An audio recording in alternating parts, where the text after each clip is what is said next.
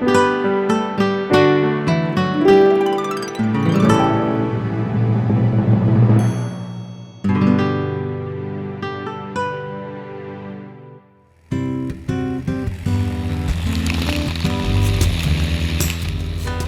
to Oklahoma Gardening. On today's episode, host Casey Hentges is in the vegetable garden to plant some tomatoes. Turfgrass Specialist Justin Moss talks about the benefits of not bagging your lawn clippings and setting your mower to the proper height.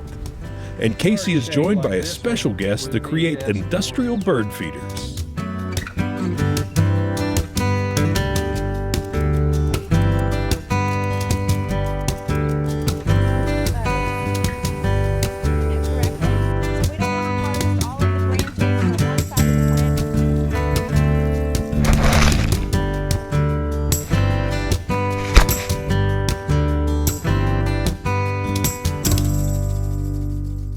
Oklahoma Gardening is a production of the Oklahoma Cooperative Extension Service as part of the land grant mission of the Division of Agricultural Sciences and Natural Resources at Oklahoma State University, dedicated to improving the quality of life of the citizens of Oklahoma through research-based information.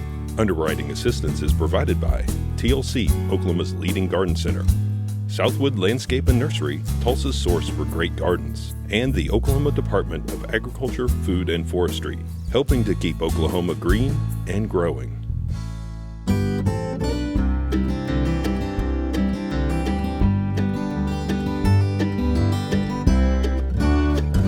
As our soil temperatures are warming up and they're reaching above 60 degrees, it's time to start planting our tomatoes. This is something that we're all excited to do and we anticipate every spring.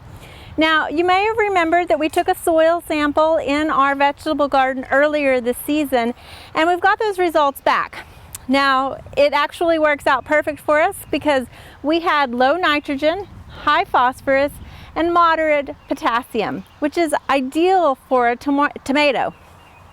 If you didn't have this soil nutrition, what you'd want to do is get a complete fertilizer that has the ratio of about a 10-20-10 and put 1 to 2 pounds of that and just scatter it over 100 square feet. And as we're planting, you would incorporate that fertilizer. Now again, our soil test results said that we have good nutrition here, so we don't need to do that. When you go to a nursery, a lot of times you get different types of plants coming in all sorts of containers. You can see we have a 6-pack here, we have a peat pot, and then we have some that we grew ourselves in a 6-inch container. And it really doesn't matter what they come in. You just want to make sure that you're getting the appropriate tomato for your purpose. What we have here is a Roma tomato, which is a paste tomato. And you can see it's fairly short. It has a little bit of root system to it, and we're just going to tease those out. Now, you want to plant your tomato about 5 to 6 inches deep. So here we're just going to go ahead and dig a hole and plant that in. We're not too concerned about the wind whipping this because it's not very tall. The other thing that's nice about when you get these from nurseries is they've been hardened off because they've been exposed to less ideal conditions than what they were probably receiving in the greenhouse. Now, if you get a tomato that comes in a peat pot, what you're going to want to do is actually tear off this plastic that lines it. You can plant it in this peat. You just want to make sure that that is not exposed to the air when you're planting it. If you want to go ahead and pull a little of the bottom off to allow those roots, that's good to do. We're just going to go ahead and bury that down in there. The other thing to notice here is we actually have 2 plants growing in this, and this is something you might want to take into account.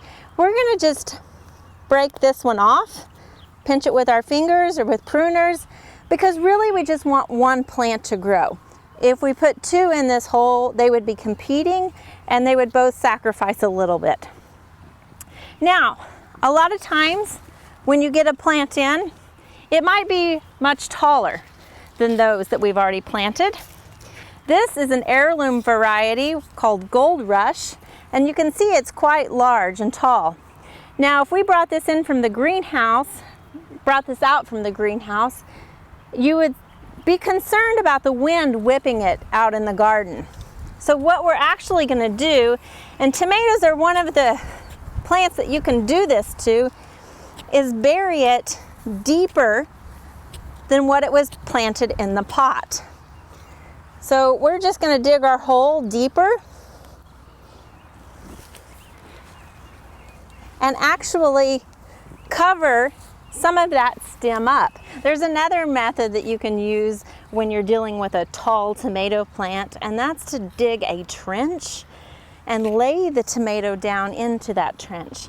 Now here we have a taller tomato, and what you want to do is remove any of those smaller side branches that will be buried, such as that, and lay it down. You don't want to break the stem. That's important, not to break it, but just simply kind of curve that stem up out of the ground and press firmly around that tomato plant. And you can see what was a taller tomato plant that you might be concerned about it breaking in the wind is now a much shorter plant. And along that stem, it will grow a lot of roots that will give you a bigger root system. Whichever method you use to plant tomatoes, you want to make sure that you finish off your planting hole by digging a small well around those plants. Of course, after you plant these tomatoes, you want to make sure that they get a good drink of water. Now, we've planted some Roma tomatoes, some Jetstar, and some heirloom. The heirloom a lot of times don't have the same resistance as some of your cultivars such as Jetstar and Better Boy. You can look at the label on some of these cultivars to find that they are resistant to Fusarium and Verticillium wilt if that's a concern in your garden. Even though they say it's time to start planting in Oklahoma, we all know that we tend to get some of those late freezes here. So if you haven't used a wall of water, this might be something you want to add to your arsenal. Basically, it's just a thin piece of plastic that you slip over a tomato plant, and then you fill the cells with water. You might want to alternate the sides as you're filling that water to help support it. And the nice thing about these is these actually serve as a greenhouse to protect those tomatoes when the temperatures might be dropping a little. Now, if you leave it over your tomato and it does get warmer, you want to make sure to open the top of that so that it allows for airflow in there. If you want more information on growing tomatoes, check out our fact sheet.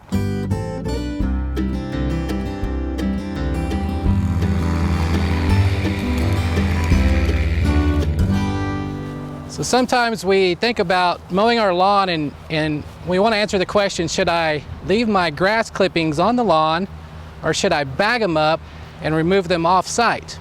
So today we're going to talk a little bit about that and talk about the advantages and disadvantages of each. And so usually what we like to recommend is that we don't bag our grass clippings. If we think about a city municipal waste system, up to 20% of municipal waste can be from yard waste. And so if we think about mowing our lawn and all the clippings that we can generate, sometimes this issue of a thatch layer comes up. So what is a thatch layer? Well, in the lawn there can be a thatch layer, which is just dead and decaying organic matter, and that can build up over time in the lawn. And what it will do is if it builds up too much, it will reduce water infiltration and air infiltration into the soils and really cause harm to your lawn. Now, a little bit of thatch is okay, but too much thatch is where we get into the problem. So if it's maybe a 1/4 inch of thatch or even a 1/2 inch of thatch, that's okay, but once it gets over 1/2 inch up to 1 inch or more, then you can have problems. So then the question is, well, if I let my grass clippings fall on the lawn, is that gonna make my thatch layer problem worse? And the answer is no, it's not. So that thatch layer is a lot of think about stems or stolons, that tough plant material that doesn't decay very rapidly, whereas your grass clippings are all leaf material, and the leaf material can be 90% water, and so that is going to decompose quite readily. And in those grass clippings, they have a lot of nutrients inside. And so if we think about our lawns again and the things we're going to do to them in the spring and the summer here in Oklahoma, we're probably going to have fertilization as one of our practices. Well, if we let the grass clippings fall back on the lawn, it can help reduce the need for fertilizer. And so if you look at an individual leaf from your lawn and you were to analyze that, you could have 4% nitrogen 1% phosphorus and 2% potassium in that grass clipping. And if we think about a fertilizer bag, it has 3 numbers on it. What do those 3 numbers stand for? Well, they stand for nitrogen, phosphorus, and potassium. So you've got a little bit of fertilizer returning back to your yard just by letting the grass clippings stay there. And so what about environmental quality or water issues? Well, then if we think about our grass clippings, and so if we're pushing those off-site to the street and then the rain comes and those literally just go down the drain, well, now we're adding nutrients back into our water system, maybe through the stormwater, and could eventually even end up in drinking water sources. So we usually don't want to recommend that you put grass clippings into the sidewalk or blow them out to the street. And rather than that, we would, when you're done mowing, recommend that you take a blower and blow those clippings that may have gone into the street, blow them back into the yard so that they can decompose right there in your yard and add those nutrients back to the soil. So one of the tough things that we have to consider when wanting to leave grass clippings on the lawn is how often should we mow?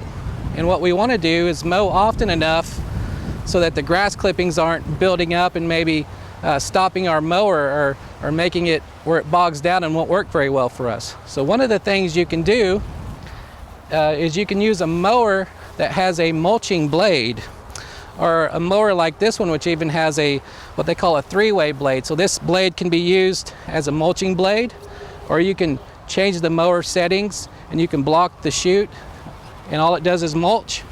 You can open the chute where it won't come out the back, but it'll blow out the side, just like a regular mower. Or you can close the side and open up the back and put on your bag and have it be a bagging mower. So winter times that we might have to bag something up. Well, if you've gone too far in between mowings, you may have to bag it up just so that you're not leaving a pile of clippings in the yard. This is especially true for maybe a yard service or something like that. If it rained maybe for several days straight, couldn't get out in time, they may have to bag it up. If that's the case, we just recommend you let those clippings dry out. If you have like a city where they'll compost it, that's great, take it to the compost pile. If you have your own compost pile, let those clippings dry out and then add them to your compost pile. The reason we don't want to add them wet is because if you add them to a pile when they're wet, all the bacteria and everything in there, it'll turn black and stinky and gunky on you and kind of mess things up. But if you can let them dry out before you store them, think about, in Oklahoma we hay a lot, so that's how you would treat hay. Try to treat your grass clippings the same way. Let them dry out before you pile them up and try to compost them. And then it's okay through that process of compost if they get wet. So the other thing we need to consider is what type of grass do we have? And so if we have, like what we're standing on right here, a cool season lawn, such as a tall fescue or Kentucky bluegrass, our mowing height's going to be a little bit different than, say, if we had a warm season lawn like a Bermuda grass. Well, for our state, Oklahoma, most of our lawns are actually going to be Bermuda grass. And with Bermuda grasses, you can typically have 2 main types that you'll find, either a hybrid Bermuda grass or a common Bermuda grass. And so most lawns are gonna have the common Bermuda grass on them. For common Bermuda grass, or for Bermuda grasses in general, the mowing height can range from a 1/2 inch to 3 inches. But the 1/2 inch mowing height is usually gonna be a sports field or a golf course or something like that. Really not recommended for a home lawn. So for a home lawn situation, you're probably gonna shoot between 1 and 2 inches height of cut for that Bermuda grass lawn. Now, tall fescue, on the other hand, is a cool season grass. It does not like our summers very well in Oklahoma. It does quite well in the fall and in the spring, especially with fall plantings. But the summertime, it just can't handle the heat very well. So since that's the case, we don't recommend you put those in the full sun if possible. But a lot of times, like here, you see trees around. This is a shady area. Tall fescue can do well. We want to let those grow a little bit taller, let it capture more sunlight here in the shade area. And so we'd recommend you mow those higher, maybe at 3 or even 4 inches height of cut. So we can recommend a Bermuda grass 1 to 2 inches, a tall fescue, say 3 inches here in Oklahoma. There are a couple other minor grasses you might have in your yard. One is zoysia grass. It's a warm season grass similar to Bermuda, and the mowing height on that's probably going to be, again, 1 to 2 inches or even up to 3 inches. There's different types of zoysia. The most common type in Oklahoma is called a japonica type, or Zoysia japonica, and the recommended mowing height for that one's going to be 2 or 3 inches high to cut. For the buffalo grasses, that's a native warm season grass. It does quite well in Oklahoma in certain situations, and in those situations, if you have it, probably the recommended mowing height for that one, it's considered a more lower maintenance type grass in some situations, and so you're looking at 3 or 4 inches high to cut, or just not mowing it at all. So when do we mow the grass? Now that we know our proper mowing height, we want to mow the grass based on the 1/3 rule. And that basically means you want to remove no more than 1/3 of the leaf material at any mowing. So let's take an example where we have Bermuda grass. We want to maintain it 2 inches high to cut. Well, if we mow it when it's 3 inches tall, and you take 1/3 of 3 inches, that's going to be 1 inch. So 3 inches tall, we mow that down 1 inch. Now we're down at 2 inches, and we removed 1/3 of the leaf material. So if our mowing height is 2 inches, we always want to mow before it gets taller than 3 inches, okay? Now what about, say, with a tall fescue yard, you want to mow it at 3 inches. Now it's a little bit different. With that one, you got a little bit more leeway. You can wait till it gets up to 4.5 inches, and then you want to mow it back down to 3 inches. So before it reaches greater than 4.5 inches, mow it down to 3 inches, and that's 1/3 of the leaf material being removed. For the buffalo and the zoysia, it's going to be very similar, and the key is try to mow it in a timely fashion. So in Oklahoma, that may mean to mow every 7 days during the growing season. So if we're not able to keep up with that, and we do have to remove a little bit more leaf material, for one, it could scalp the grass, or if we are not bagging the yard, then we're going to leave those big windrows out there, either from our mulching blade or from our blower, and then that's going to cover up the grass, and basically whatever's under those windrows is going to die out. So we're not going to have a high quality yard if we don't mow it in a timely fashion. For more information about lawn care, see our OSU fact sheets.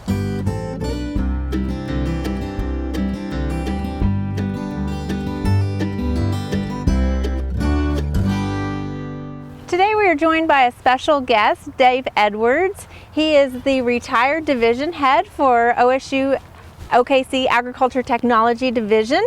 And Dave, in your retired days, you like to do some projects. So we were going to build a bird feeder today. Yes. An industrial bird feeder. Yes. So what have we got here? Well, these are some light fixtures that can be usually found at some of the places like Habitat for Humanity, the Restore, or other places where people cast off light fixtures.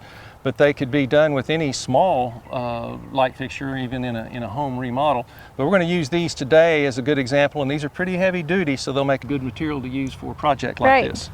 So we are going to take this apart, and each one of them is different, so we kind of make a guess on what's going to happen, but this one's pretty easy. So you just remove all the hardware. And will we save any of this hardware? We're going to save and use some of it, and some of it we'll just end up setting aside. Okay. So this gives us the most important part, is this dusty old globe right here. And the prismatics on it and everything just work great when we get this out in the sunlight and make it as a feeding station. This comes out, and this is the part that we don't need. So we need to even actually take apart the light fixture there. Yeah, we're going to set that out of the way. Okay, but we're still using the screwed So now we piece come that to went this threaded sleeve, and we don't need that. So here are the parts that we're going to end up using again. Okay. Okay. So then, if we wanted to change this from brass, could we do that? And will we do that now, or? Right, outside with the sun reflecting off of this, it may be kind of bright and shiny. So cleaning this up and hitting it with an appropriate color of spray paint that would weather just well. a metal spray paint to cover that. Bronze, black, anything that would be appropriate for a neutral outdoor color. Okay. So now we've got our glass fixture and the metal removed. So what do we need to do with this? To have this do what we want to end up with a hanging ring on the outside and a hanging ring on the inside. So that's going to be where we change out the hardware. And this is what we want to end up with. So your outside ring is actually came from the outside of the light fixture. Right, when it was originally hanging, this and this is going to be the part that we see. Okay. But what we're adding is an eye bolt that, we can take that off later, is an eye bolt that will hang inside, and that will allow us to hook on the pan. Okay. So we're going to take this part of it. We're going to bring this up through the bottom of the globe. And Casey, if you'll put that over the top. Okay. And we just and have then put this, and I'm going to spin this nut just enough to where I get enough thread. So you're allowing more of the screw bolt to come through. Yeah, so I want to capture it with this, it's called an acorn nut. And I could do just a regular threaded nut, but it doesn't look as clean as having that capped like that. Okay, so with all of that made up, I want and that you're tightening acorn it from nut both sides to bottom out on the top. That's nice and snug. Now how does that feel? It's holding. Ready to hang. It's ready to hang. So now we have our hook underneath there, and to that hook we're going to attach something that will actually hold the birdseed. Got it. We're going to do a pan, and what I like to use is a Pyrex dish. Again, another thing that is real easy to come by. What we need to do is drill a hole in this glass and put another piece of hardware. Let me reach across here. We're going to do another piece of hardware that will allow us to hook this ring to that ring so that the feeder pan will hang free and give the birds easy access. Now, you're using a pie pan here, and really any size pie pan would work, right? But you're typically looking for something that's proportionate to your shade. Depending on the size of the shade, we want to kind of match this. So a large shade like this one would be best for, say a 9-inch pan like this one. If we were using a smaller fixture, then we would go down to a smaller size pie plate, and we would get the appropriate amount of cover. When this is all put together, this acts as much as a rain hood as a wind guard, and that's a good match. Okay. You're good to go. Okay, excellent. So how do we drill a hole in glass? That's always the big question. Okay, I will show you. The main thing in drilling glass is that, well, first we're going to use a diamond grit core bit. Okay. Just not any old twist bit drill that you might have out in the garage. Not something you drill wood and... Not at all. This is a special bit for drilling in tile and glass. And it grinds the glass. It's more of an abrasive bit than it is a regular drill. And where can they get this? Just at a box store or Any of the hardware stores have a diamond? Have them. Yeah. Okay. But the main thing on using a diamond bit is, again, it's abrasive. So to keep this glass from getting too hot and cracking, we want to have this in a water bath. That's really convenient on this platter, because I can put water in this tray and it's going to be contained. Here's one that I did earlier.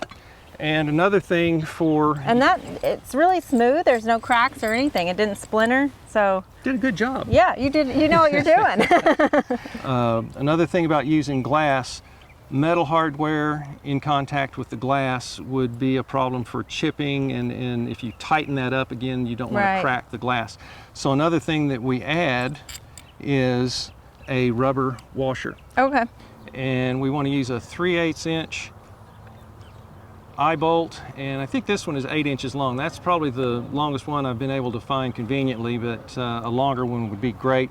But this 8-inch will work just fine with the acorn nut. Whoops, let me put my metal washer on there. Put my washer on there, and then again I'm going to cap it with this acorn nut, which looks a little cleaner than just a regular nut on there.